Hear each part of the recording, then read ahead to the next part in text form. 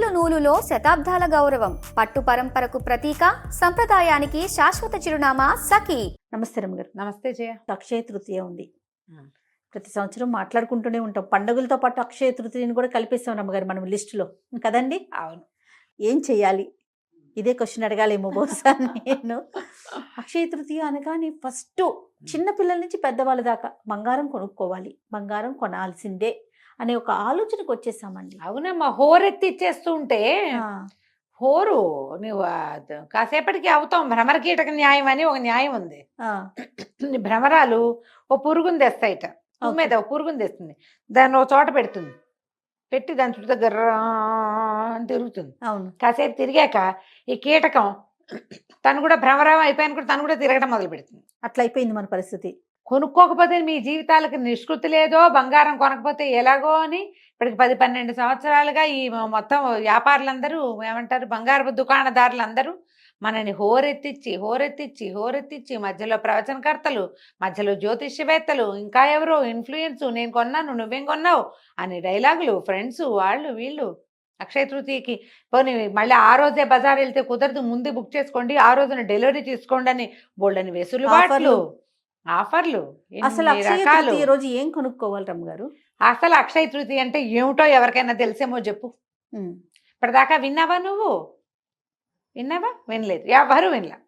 ఏమిటి అక్షయ తృతీయ రోజు ఏమైంది, ఏమిటి స్పెషల్ థింగ్ ఎవరికి తెలియదు. కానీ అది బంగారం కొనుక్కునే రోజుగా మాత్రం ప్రఖ్యాతి పొందింది. అంతే, అలా ఎక్కిచ్చేశారు మన తలల్లోకి. బంగారం కొనకపోతే వచ్చిన కొంప మనకి ఏమీ లేదమ్మా, ఏమీ లేదు, హాయిగా ఉండండి. నేను ఒక్కసారి కూడా కొనలేదు, ఒక్కసారి కూడా కొనలా నేను. నాలాంటి వాళ్ళు బోల్డ్ మంది ఉన్నారు. ఈ కొనకపోతే కుదరదనే పాయింట్ పెట్టుకుని ఇలాంటి ఒక రోజు వచ్చినప్పుడైనా కొనుక్కుంటాం కదా అని ఇది వరకు శ్రావణ మాసం బంగారం కొనాలనేవాళ్ళు చేయ.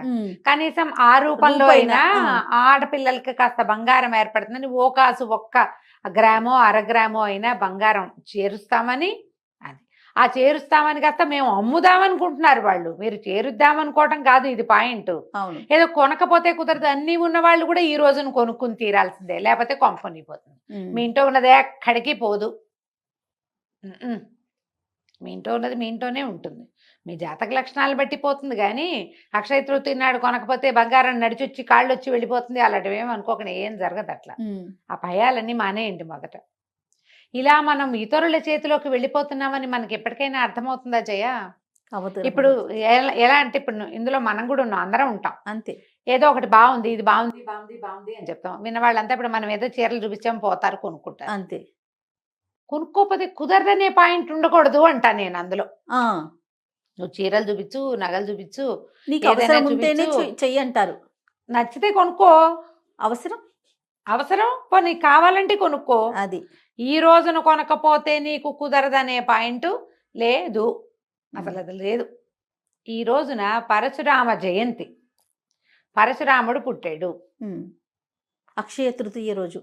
ఈ నార్త్ ఇండియాలో ఇంకా చాలా విషయాలు చెప్తారు. ఈ అక్షయ తృతీయ రోజునే పాండవులకి సూర్య భగవానుడు అక్షయ పాత్ర ఇచ్చాడు. ఆ అక్షయ పాత్రతోటే వాళ్ళు వనవాసంలో ఉన్న నాళ్ళు భోజనం చేశారు. వచ్చిన వాళ్ళందరికీ భోజనం పెట్టారు. దాని మీద ఒక కథ చెప్తారు కదా, దూర్వాస మహాముని వచ్చాడు, భోజనానికి వస్తామన్నాడు. అప్పుడేమీ ఆహారం లేదు, ఏం చేయాలి? పాత్ర తుడిచి, ఆవిడ తిని పాత్ర తుడిచాక ఇంకా మళ్ళీ అందులో నుంచి పుట్టదు.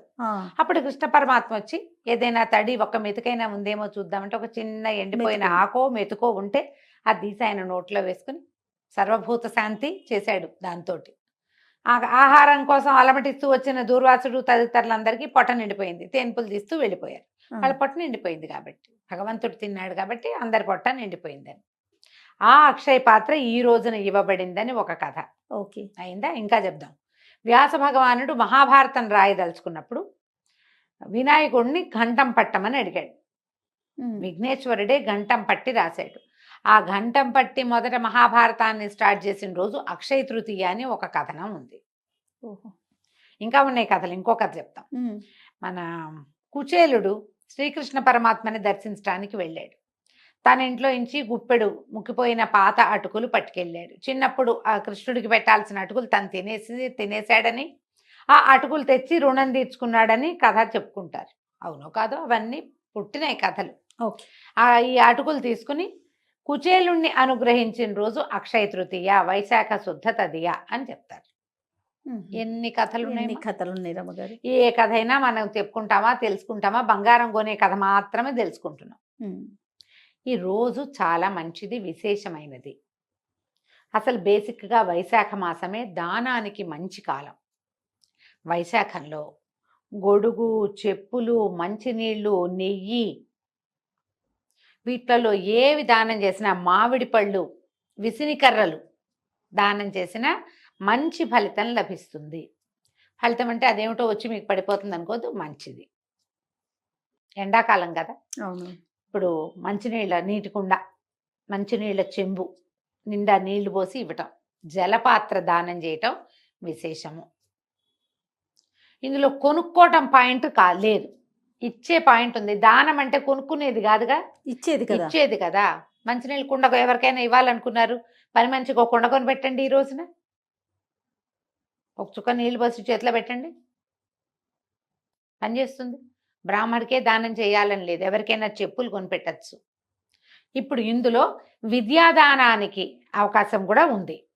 ఈ వైశాఖంలో వైశాఖ శుద్ధ తది నాడు ఎవరికైనా ఫీజులు కట్టచ్చు, ఎవరికైనా విద్య చదువుకునేందుకు అవకాశం ఇప్పించవచ్చు, స్కాలర్షిప్ ఇవ్వచ్చు, నేను చదివిస్తానని మాట ఇవ్వచ్చు.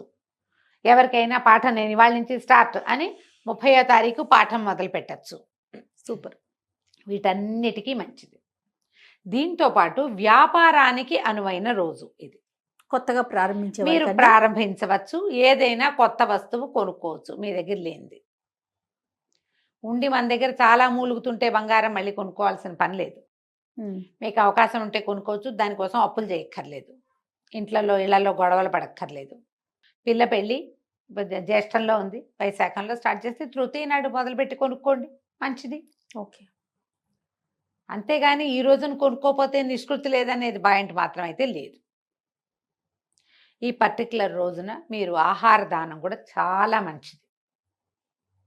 ఇవన్నీ ఇచ్చేవే కానీ తెచ్చుకునేవైతే కాదు.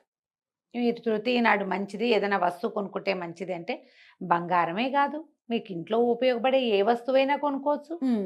మీరు మంచినీళ్ళు కుండ కొనుక్కోవచ్చు, ఓ స్టీల్ గిన్నె కొనుక్కోవచ్చు, ఓ జత బట్టలు కొనుక్కోవచ్చు, ఎవరికైనా ఓ జత బట్టలు కొనిపెట్టచ్చు. ఒట్టి బంగారపు కొట్లనే మనం ఎందుకు ఉద్ధరిస్తున్నాం? అంత లేదు మరి. మీరు చేయదలుచుకుంటే చేసుకోండి, కానీ చేయకపోతే కుదరదనే పాయింట్ అసలు లేనే లేదు. ఓకే. ఆల్రెడీ మన దగ్గర చాలా ఉంది. ఈరోజు మంచి రోజు కాబట్టి ఏదో కొంటున్నామంటే మంచి రోజు కదా, ఎవరికైనా సహాయం చేయొచ్చుగా, ఎవరికైనా కావాల్సింది కొనిపెట్టచ్చు కదా. ఎంత సంతోషాన్ని ఇస్తుందమ్మా అది. అక్షయ తృతీయ రోజున ఏం మంచి పేరు చేశామో సోషల్ మీడియాలో పెట్టండి అమ్మా, ఇన్ఫ్లుయెన్స్ అంతాను ఇవాళ ఈ మంచి పని చేస్తున్నామని. ఇవాళ అక్షయ తృతీయ, ఇవాళ చాలా మంచి రోజు, నేను వీళ్ళకి ఇది ఇచ్చాను అంతే. మా ఇంటి దగ్గర ఎవరో ఉన్నారు పాపం, వాళ్ళు పేదవాళ్ళు, చెప్పులు గిప్పులు బాగా కొనుక్కోలేరు, ఇంటికి 10కి చెప్పులు కొని పెట్టండి, అలాంటివి చేయండి అమ్మా. బంగారం కొనుక్కుంటే కొనుక్కోండి మీ ఓపిక. అది కొనుక్కోపోతే కుదరదనే భావాలని మాత్రం దయచేసి పెంపొందించుకోవద్దు, పెంపొందించద్దు కూడా. మంచి పని చేయండి. ప్రతి పర్వదినము మంచి పని చేయటం కోసం చెప్పబడింది. దీంట్లో భగవద్ ధ్యానం, లక్ష్మీ పూజ చేసుకోవచ్చు, విష్ణు పూజ చేసుకోవచ్చు, శివారాధన చేసుకోవచ్చు, ఏ ఆరాధన కుదిరితే ఆ ఆరాధన చేసుకోవచ్చు. రోజు చేసుకునే పూజ ఇంకొంచెం చక్కగా పాయసం చేసి నివేదన చేయండి. పప్పులో పెసరపప్పు ఏదో ఈ కాలానికి, ఎండాకాలం కదా, పెసరపప్పు కొని తలా ఒక 1 కేజీ ఇవ్వండి పని వాళ్ళకో ఎవరో ఒకళ్ళకి. ఎవరికైనా చక్కగా స్వయం పాకం ఇచ్చుకోండి, బ్రాహ్మణులకి ఇస్తే మంచిదని మీకు నమ్మకం ఉంటే అలానే చేయండి. చక్కగా స్వయం పాకం ఇవ్వండి, ఎంతో బాగుంటుంది. ఎవరికైనా హెల్ప్ అవసరము, చదువుకునే పిల్లలు ఉన్నారు, లేదా ఏదైనా ట్రస్ట్ వాళ్ళు పిల్లల్ని చదివిస్తారు, వాళ్ళకే ఇవ్వండి. ఈ రోజున అక్షయ తృతీయ రోజున ఇవ్వదలుచుకున్నాను నేను దానం, చక్కగా డబ్బులు పంపించేయండి, హ్యాపీగా ఉంటుంది. మీ వల్ల ఇంకొకళ్ళు బాగుపడతారు కూడా. ఎందుకు ఈ బంగారపు నిల్వలు, పైగా ఇప్పుడు 1,00,000 రూపాయల దాకా పోయినట్టుంది గోల్డ్. కొనుక్కోవాలి, మనకు అవసరమే, పాయింటే. కాకపోతే కొనుక్కోపోతే కుదరదనే ధోరణి ఎందుకు అంటా నేను, అది కదా. ఇలా ఆలోచించండి దయచేసి. అక్షయ తృతీయ ఈ నెల 30వ తారీఖు తృతీయ, చాలా మంచి రోజు. ఈ రోజున ఏదైనా మంచి పని చేస్తే అది ఎక్కువ అవుతుంది. ఈ బంగారం కొనుక్కునేది ఎందుకు? పెరగటం కోసం ఆ, మీరు సహాయం చేయండి, పెరుగుతుందిగా. అది కదా కావాలి మనకి. పుణ్యబలం పెరుగుతుంది మీకు. మీ పుణ్యబలాన్ని పెంచుకోండి. అదైతే మనతో పాటు మన వెనకాల వస్తుంది. బంగారాలు రావు, మన వెనకాల జనాలు పంచుకుంటారు వాటిని. ఉమ్. అది పంచుకోబడుతూ ఉంటుంది కదా. దానికి వెళ్ళొద్దు, దీనికి వెళ్ళండి. చక్కగా సహాయం చేయండి, దానం చేయండి, పూజ చేసుకోండి. దేవాలయ దర్శనం అత్యద్భుతమైనది. ఉమ్. దేవాలయ దర్శనం చేయండి. పుణ్యం పెరిగిందా మనకి, అవి పెరుగుతాయి అంతే. కదా. ఇలా ఆలోచించండి. తప్పకుండా రమ్మగారు. నమస్తే. నమస్తే జయ.